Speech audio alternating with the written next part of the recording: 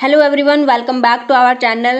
This is a new kind of video on our channel. We will learn English with the help of subtitles. हम एक conversation लेंगे और उसमें subtitles की help से English सीखते हुए चलेंगे. आई होप कि आपको ये नया इनिशिएटिव अच्छा लगेगा. मैंने बहुत सहानुभूति के भाव से पूछा, राटी कितना कमा लेते हो. कि उन्होंने किसी से पूछा. आई आस्क्ड, पास्ट की बात है तो वर्ब की सेकंड फॉर्म लगी asked.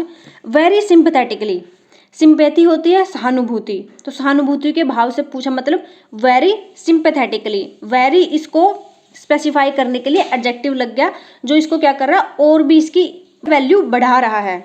How much do you earn, तुम कितना कमा लेते हो. अगर किसी से पूछना हो कि कितना कमा लेते हो तो क्या बोलेंगे, how much do you earn राटी.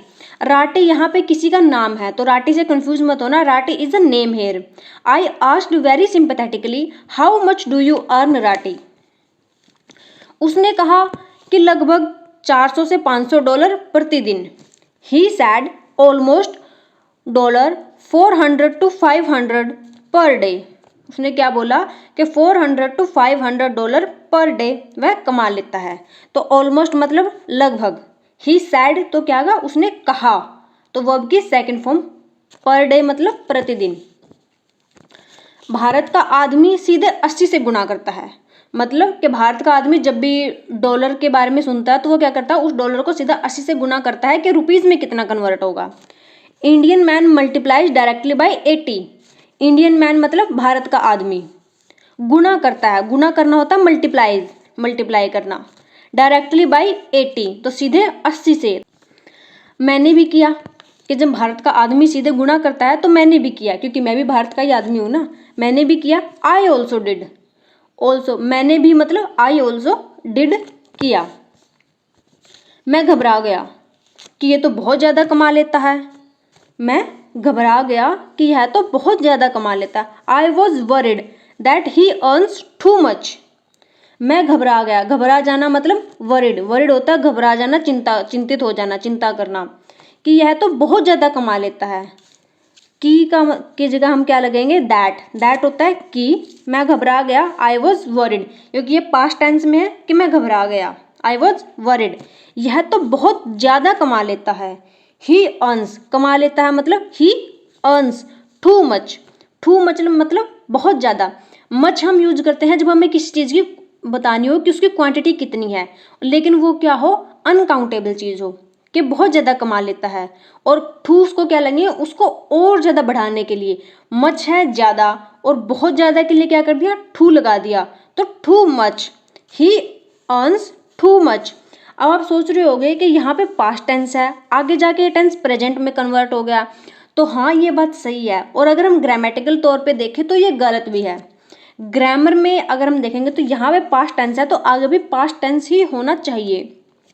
लेकिन क्योंकि हम ये क्या कर रहे हैं, इंग्लिश स्पोकन की है और हम ये ट्रांसलेशन कर रहे हैं, तो ट्रांसलेशन में ये चल जाता है. ट्रांसलेशन में ग्रामेटिकल इतना इम्पैक्ट नहीं डालती कि ये गलत है, ट्रांसलेशन में चल जाता है. लेकिन अगर हम ग्रामर पे बात करेंगे, अगर हमें किसी एग्जाम के लिए करना है तो ये गलत है. तो वहाँ पे ही अर्न्स की जगह ही अर्नड आएगा अगर एग्जैक्ट ग्रामर देखें तो. लेकिन ट्रांसलेशन में ये चल जाता है, ट्रांसलेशन में कोई इशू नहीं होता. I was worried that he earns too much. फिर मैंने पूछा, तुम हफ्ते में कितने दिन काम करते हो. फिर मतलब देन. फिर को बोलेंगे देन. मैंने पूछा, आई आस्क्ड. आस्क क्या होता है, पूछना. I asked how many days a week do you work.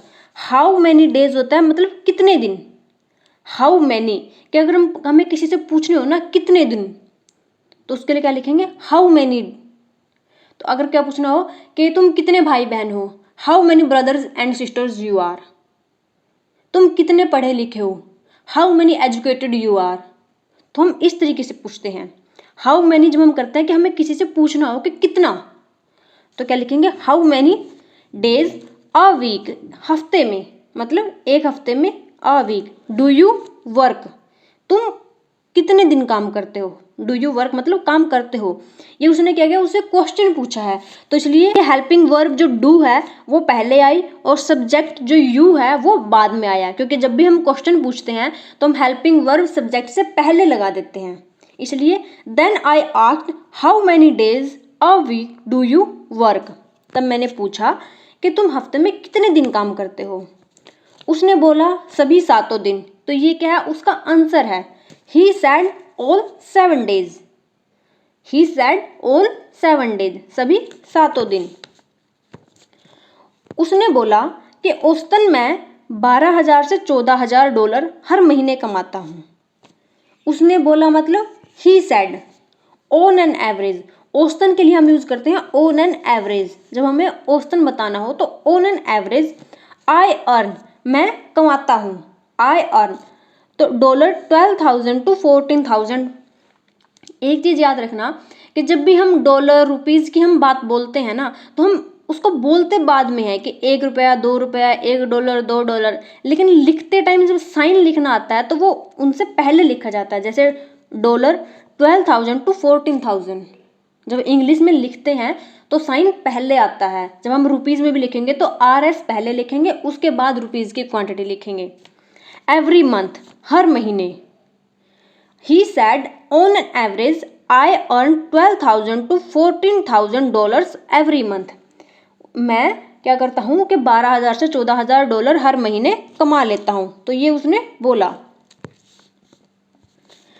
फिर मैंने तुरंत 80 से गुणा किया, क्योंकि उसने डॉलर में बोला था। तो इनके मन में क्या आया कि इसको रुपीज में कन्वर्ट करते हैं, तो इन्होंने 80 से गुणा किया।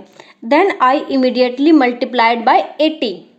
इमीडिएटली होता है तुरंत, तुरंत। मल्टीप्लाइड बाय 80 मतलब 80 से गुणा किया। Then I immediately multiplied by 80। किस चीज के द्वारा करने को क्या करते हैं, बाई का यूज करते। तब मैं समझ गया कि यह महीने का 10 से 12 लाख कमा लेता है। तब मैं समझ गया मतलब देन आई अंडरस्टूड। तब के लिए हमने क्या यूज किया, देन आई अंडरस्टूड, मतलब मैं समझ गया। पास्ट की बात हो रही है तो अंडरस्टूड क्या हो गया, वर्ब की सेकंड फॉर्म हो गई। दैट की, तब मैं समझ गया की के लिए हम क्या लिखेंगे, दैट लिखते हैं। ही अर्न्स, वह कमाता है, वह कमा लेता है 10 to 12 lakhs अ मंथ। वह कमा लेता है 10 से 12 लाख एक महीने का। तब मैं समझ गया कि वह महीने का 10 से 12 लाख कमा लेता है। तो क्या लिखेंगे, then I understood that he earns 10 to 12 lakhs a month. A month मतलब एक महीने का, 10 to 12 lakhs। आज के लिए इतना ही। आई होप कि आपको ये नया इनिशिएटिव अच्छा लगा होगा। अगर आप इसी तरीके से और भी वीडियो चाहते हैं कि और भी कन्वर्सेशन से, ट्रांसलेशन से और भी सबटाइटल्स की हेल्प से हम वीडियो लाते रहें, तो इस वीडियो को लाइक, शेयर, सब्सक्राइब जरूर करना और कमेंट में लिखना कि इसी मेथड से और भी वीडियो लेके आओ। तो हम इसी मेथड से और भी वीडियो लाते रहेंगे। Thank you so much for watching.